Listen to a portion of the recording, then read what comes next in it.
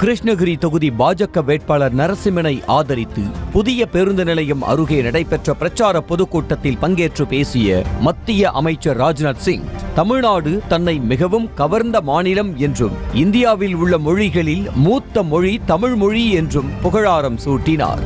தொடர்ந்து பாஜக அரசின் 10 ஆண்டு கால சாதனைகளை பட்டியலிட்ட அவர், திமுகவின் குடும்ப ஆட்சியில் தமிழக இளைஞர்கள் முன்னேற வாய்ப்பில்லை என்றும் விமர்சித்தார். I am always fascinated by Tamil Nadu because it is birthplace of Tamil language, which is one of the most oldest and most beautiful language in the world. Tamil language is not only beautiful and ancient, but it is also the eldest sister of all the Indian languages. Erode தொகுதி திமுக வேட்பாளர் பிரகாஷை ஆதரித்து திருப்பூர் தாராபுரத்தில் விளையாட்டுத்துறை அமைச்சர் உதயநிதி ஸ்டாலின் பிரச்சாரம் மேற்கொண்டார். அப்போது கூட்டத்தில் இருந்த பெண் ஒருவர், கொளத்துப்பாளையம் பேருந்து நிறுத்தத்தில் பேருந்துகள் நிற்பதில்லை என்றும் மகளிர் இலவச பேருந்தில் பயணம் செய்யும் தங்களை நடத்துனர்கள் கேவலமாக பேசுவதாகவும் புகார் தெரிவித்தனர். இதை கேட்ட அமைச்சர் உதயநிதி உடனடியாக போக்குவரத்து துறை அமைச்சரிடம் கூறி நடவடிக்கை எடுப்பதாக உறுதி அளித்தார்.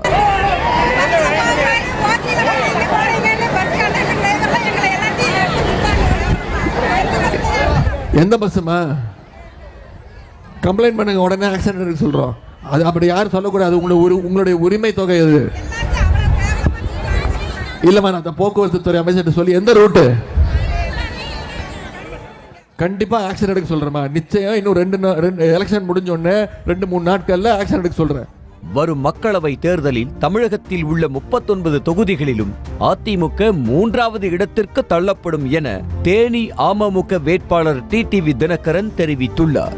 தேனியில் செய்தியாளர்களை சந்தித்த அவர், பணம் கொடுத்து ஓட்டு வாங்குவதில் தனக்கு உடன்பாடு கிடையாது என்றார். கள்ள கூட்டணி வைத்துக் கொண்டு திமுகவுக்கு எதிரான ஓட்டுகளை இவங்க வேட்பாளரை வச்சு புரட்சி தலைவர் சொன்ன ரெட்டலையை காட்டி மக்களை, குறிப்பாக பாமர மக்களை ஏமாற்றி அந்த ஓட்டுகளை பிரித்தா எங்களுக்கு வராதுன்னு நினைக்கிறாங்க. அதுதான் உண்மை, அது கிடையாது. மக்கள் அதெல்லாம் தெளிவாக இருக்காங்க, தெளிவாக வாக்களிப்பாங்க. இங்கேன்னு இல்லை, எல்லா இடங்கள்லையும் எனக்கு தெரிஞ்சு அதிமுக 3வது இடத்துல தான். செய்திகளை உடனுக்குடனும் துல்லியமாகவும் தெரிந்து கொள்ள சப்ஸ்கிரைப் பண்ணுங்க.